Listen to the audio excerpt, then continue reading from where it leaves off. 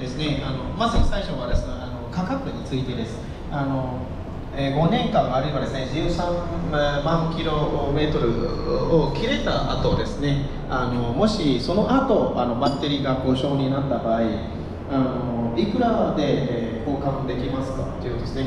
参考情報としては、トヨタのカローラクロスはですね、1億ドンですね、1億ドン、1億ベトナムドンで聞かれています。はい、それは1つ目です。で、2つ目については、バッテリーが長持ちになるための、使い方、もしあればアドバイスをお願いします。で、最後に3つ目ですね、ベトナムの天候の特徴の一つは雨が多いですね。あとベトナム、市内はすぐ洪水になってしまいます。で、そういう雨と洪水が多いベトナムにおいては、それのバッテリーの寿命に何か影響がありますか。またそれなりにもし使い方、アドバイスあればお願いします。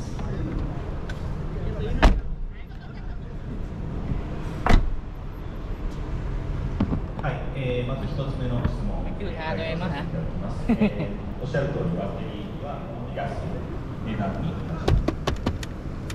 Dạ vâng, đúng như chị có nói, tức là trong trường hợp đúng là sau khi hết 5 năm hoặc là sau quá 130.000 km vận hành đúng không ạ, thì tức là nếu mà chẳng may mà pin có bị hỏng thì đúng là khách hàng cũng phải trả cái phí để thay pin. Thì về phần này thì tôi cũng muốn tránh là không muốn so sánh với các hãng khác, nhưng mà tôi có thể nói rằng là tức cái giá thay pin của cái xe CRV này là sẽ rẻ hơn cái con số 100 triệu đồng. 解決策としましては、バッテリー、基本5年保証ですが、さらにオプションとして2年追加で保証を延長できる保険を、お客様は購入することができます。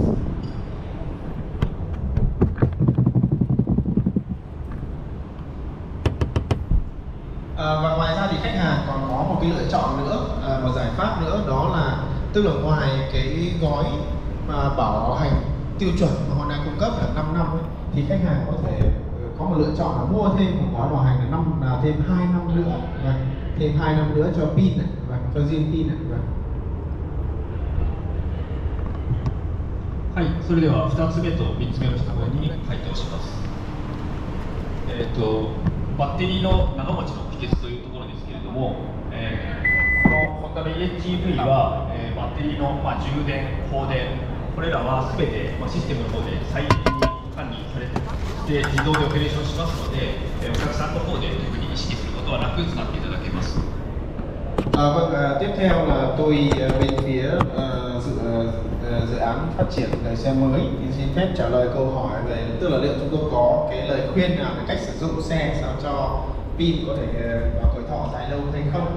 Thì xin nhấn mạnh tức là với chiếc xe CRV phiên bản hybrid này thì toàn bộ cái việc quyết định xem là sử dụng pin hay sử dụng động cơ hay là sạc như thế nào là hoàn toàn là do hệ thống điện, hệ thống gọi là máy tính của xe quyết định và cũng đã được cài đặt tối ưu và tự động hoàn toàn rồi.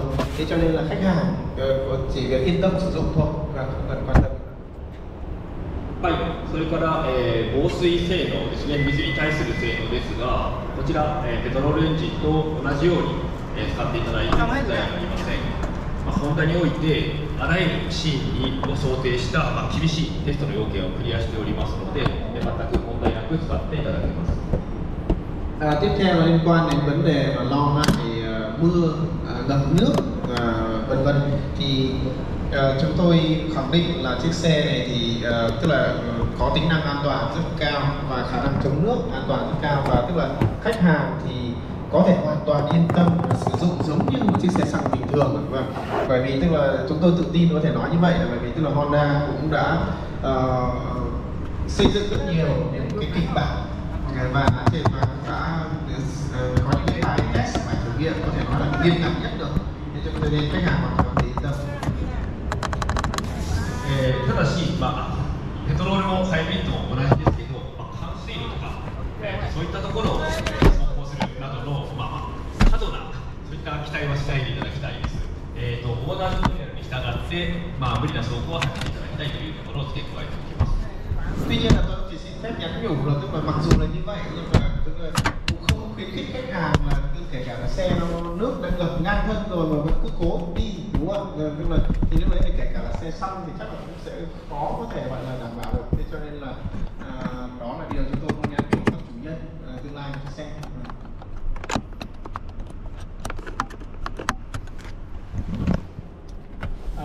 Tôi có một thắc mắc đó là cái chiều dài cơ sở của cả 4 phiên bản, theo tôi biết thì là sử dụng cùng một khung vòng, nhưng mà tại sao cái phiên bản xăng L 2 cầu nó lại có cái kích thước nó hơi chênh lệch với ba cái phiên bản kia, lý do là gì?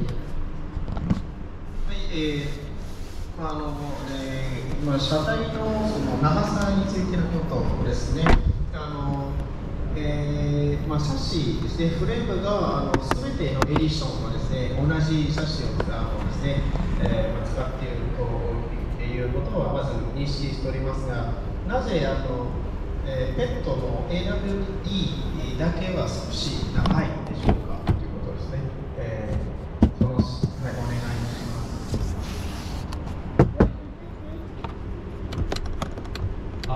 質問ですが、ホイールベースの長さでよろしいでしょうか。Vâng, tức là chiều dài cơ sở, anh nói chiều dài cơ sở là cái wheelbase đúng không anh? Cái wheelbase. まず、リフト用で同じサーブをしています。ただし、地上法を10ミリほど差別化、リフト用で差別化しておりまして、それによって若干サスの張り角が変わりますので、ホイールベースの長さが 0.1 ミリずれてまいります。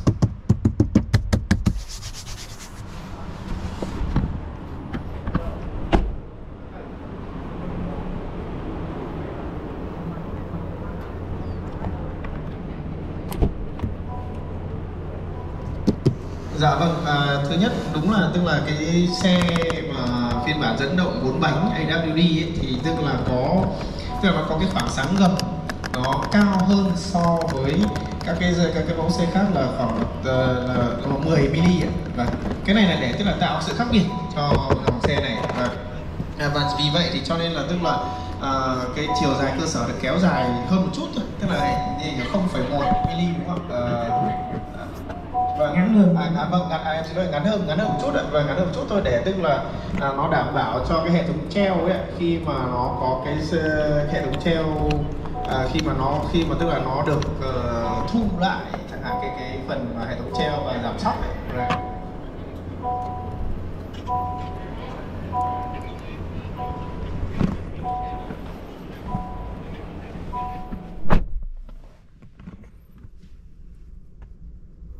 Xin được hỏi về mấy câu về cái xe hybrid. Thì những tôi đã thử cả xe xăng và xe hybrid thì thấy là cái này của xe xăng không khác biệt mấy, trong khi là xe hybrid thì nó cho ấn tượng khá là tốt so với cái mức giá. Vậy thì hỏi là cái hệ thống pin hybrid của các này nếu mà đi thuần điện thì được bao nhiêu lâu và bao nhiêu xa? Còn cái phát triển hybrid trên con Honda CR-V này thì nó thiên về vận hành thể thao mạnh mẽ hay là tiết kiệm nhiên liệu? Câu hỏi thứ ba là liệu rằng Honda có tự tin là cái phiên bản hybrid này nó sẽ được khách hàng đón nhận nhiều hơn so với bản xe xăng hay không? Tại vì bản xe xăng hiện giờ thì với những nâng cấp hiện tại và mức giá thì có vẻ sẽ khó trên thị trường. はい、3つのですね、質問をさせていただきます。どちらもハイブリッド車についてのことです。先ほどですね、ペトロもハイブリッド両方試行させてもらいました。で、自分の感想としてはご提示いただいた価格よりいい体験ができたということですね。nước lội đi, nó buộc cái này là sẽ buộc cáiまず一つ目はもし完全にnày nó làm to này á, rồi nước thì sao? Lội kệ chứ, nước đâu phải là do người dùng chứ không phải do nó đâu. Hấp xuống thì nó vẫn bẩn đó, nhưng mà nó mở cái nồi đây mà nó này để nó hút vào rồi nó làm mát cái kêu nước đi vô chi gán chịu chứ. Nước thì vẫn chịu, vẫn là do chúng mày, phải do tao. Lỗi là do chúng mày. Rồi tới. Vậy là sao nó là chạy phó, có chạy phó không ta? Hả? Đi được việc cũng rẻ. Đây là xe gia đình thì báo này nó phải có 4 cái này có carbon đâu? Có luôn. Lúc nào cũng chạy được. Chắc lắm.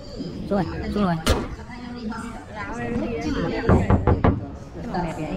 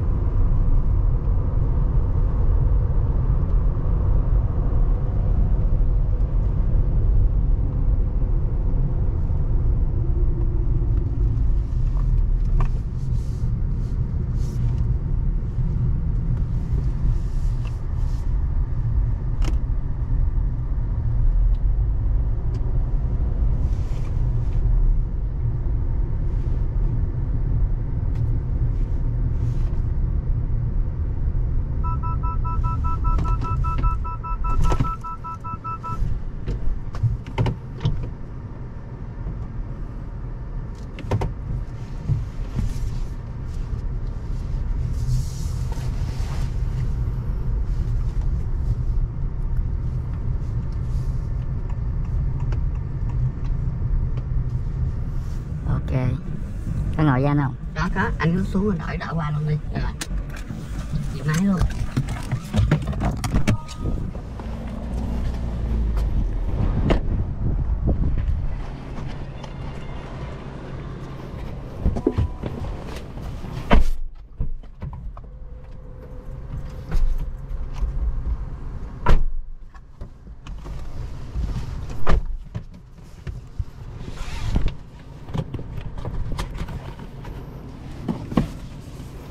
Ok, đi hiểu thôi.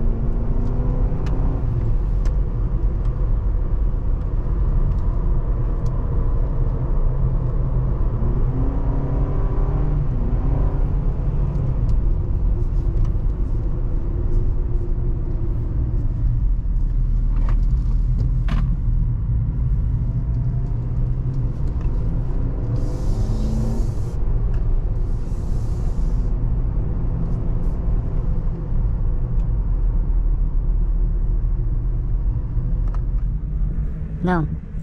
Vô cho bên kia nó chạy.